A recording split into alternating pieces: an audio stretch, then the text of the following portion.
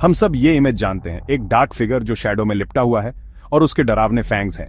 ये है मूवीज और बुक्स का वैम्पायर रात का एक क्रिएचर जो डरावना भी है और अजीब तरह से अट्रैक्टिव भी। पर यह पॉलिश किया हुआ गॉथिक फिगर बस एक बहुत पुराने टेरर का मॉडर्न फेस है। केप्स और कैसल्स से पहले छोटे विलेजेस में कहानियां फुसफुसाई जाती थीं, उन मरे हुए लोगों की जो मरे हुए नहीं रहते थे।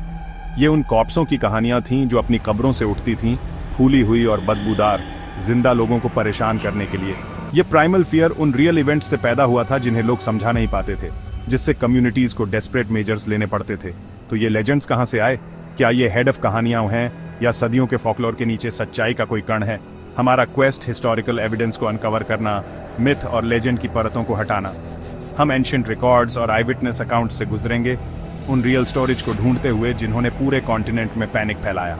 हमारी जर्नी हॉलीवुड से नहीं बल्कि हिस्ट्री के डस्टी आर्काइव्स से शुरू होती है, जहां हॉरर और रियलिटी टकराते हैं। यह है वैम्पायर की सच्ची कहानी। हमारा पहला स्टॉप बेलग्रेड के पास एक छोटा गांव 1727। अर्नोल्ड पाउले एक हाजदुक घर लौटता है जो परेशान है, दावा करता है कि उस पर ग्रीस में एक वैम्पायर ने हमला किया था। उसने खुद को बचाने की कोशिश की पर डर उसे कभी नहीं छोड़ पाया। जल्द ही उसकी एक एक्सीडेंट में मौत हो गई। कुछ हफ्तों बाद गांव वालों ने रात में एक शैडोवी फिगर को घूमते हुए देखा। लोग बीमार पड़ने लगे, दावा करते हुए कि पाउले उन्हें उनकी नींद में परेशान करता था। पैनिक फैल गया। गांव वालों ने पाउले की बॉडी को दफनाने के 40 दिन बाद निकाला। उन्हें उसकी लाश ताजी मिली, मुंह पर खून था। उन्हें विश्वास था कि यह वैम्पिरिज्म का सबूत है। डर से प्रेरित होकर उन्होंने उसके दिल में स्टेक गाड़ दिया। बॉडी कराह उठी, खून बह निकला और उन्होंने उसके अवशेषों को जला दिया। दुःस्वप्न खत्म हो गया लग रहा था, पर अर्नोल्ड पाउले की कहानी बस शुरू हो रही थी। उसके केस ने एक वैम्पायर पैनिक को जन्म दिया जो उसके गांव से बहुत दूर तक फैल गया। आगे जो हुआ, उसने वैम्पायर लेजेंड का कोर्स हमेशा के लिए बदल दिया। गांव वालों को लगा कि उन्होंने बुराई को हरा दिया है, पर डर वापस आएगा। अर्नोल्ड पाउले की कहानी वैम्पायर मिथ का आधार बन गई और जल्द ही ये अथॉरिटीज का ध्यान खींचेगा। 5 साल बाद डर वापस आया। मेडवेगना में 17 रहस्यमयी डेथें फैल गईं। गांव वालों ने वैम्पायर्स को दोषी ठहराया और पैनिक ऑस्ट्रियन मिलिट्री तक पहुंच गया। एक ऑफिशियल इन्वेस्टिगेशन शुरू की गई, जिसका नेतृत्व मिलिट्री सर्जन जोहान फ्लकिंगर ने किया। फ्लकिंगर और उसकी टीम ने कॉप्सों को निकाला और उन्होंने जिसे वैम्पिरिक कंडीशन कहा, उसे डॉक्यूमेंट किया। संरक्षित कॉप्सें, फूली हुई बॉडीज, मुंह पर खून। ये सुपरस्टिशनी किसान नहीं थे बल्कि ट्रेंड मेडिकल ऑफिसर्स थे। उनकी रिपोर्ट विसुम एट रेपर्टम ने यूरोप को चौंका दिया। औपचारिक रूप से मृतकों को वैम्पायर्स के रूप में क्लासिफाई किया। अथॉरिटीज ने लोकल कस्टम का पालन किया, सिर काटना, जलाना और राख बिखेरना। रिपोर्ट पूरे यूरोप में पब्लिश हुई, जिससे एक वैम्पायर कंट्रोवर्सी छिड़ गई, जिसने इंटेलेक्चुअल्स और पब्लिक दोनों को अपनी गिरफ्त में ले लिया। स्लाविक वैम्पायर की इमेज वेस्टर्न इमेजिनेशन में पक्की हो गई। लेजेंड एक डॉक्यूमेंटेड फेनोमेनन बन गया था और वैम्पायर मिथ अब रुकने वाला नहीं था। मॉडर्न बुल्गारिया में आगे इंक्रीजते हैं, जहां आर्कियोलॉजी वैम्पायर फियर का फिजिकल प्रूफ अनकवर करती है। 2012 में सोजोपोल में एक मिडिवल स्केलेटन मिला, जिसके सीने में एक लोहे की रॉड घुसी हुई थी। यह वैम्पायर बरियल मृतकों को उठने से रोकने के लिए एक रिचुअल था। बुल्गारिया भर में 100 से अधिक ऐसी कब्रें मिली हैं। टूटे हुए अंग, मुंह में पत्थर और लोहे के स्टेक एक ऐसे समाज को दिखाते हैं जो डर से जकड़ा हुआ था। ये ब्रियल्स वैम्पायर मिथ का आर्कियोलॉजिकल फुटप्रिंट है। वे दिखाते हैं कि सदियों से मरे हुए लोग लोगों के दिमाग में एक रियल थ्रेट थे। रेवेनेंट का डर इस बात को आकार देता था कि कम्युनिटीज अपने मृतकों के साथ कैसा व्यवहार करती थीं।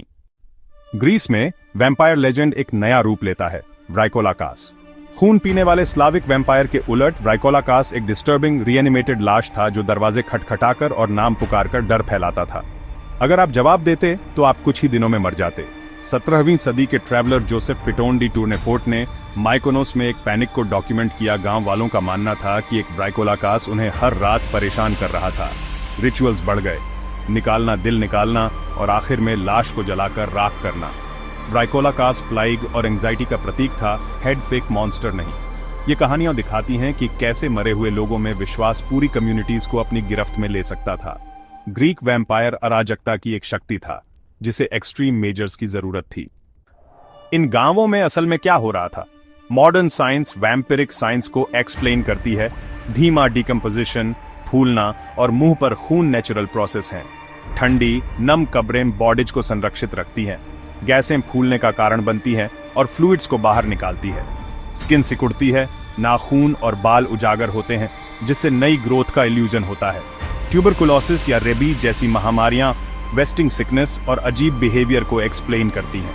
वैम्पायर त्रासदी के लिए एक बलि का बकरा था, बीमारी और मौत को समझने का एक तरीका।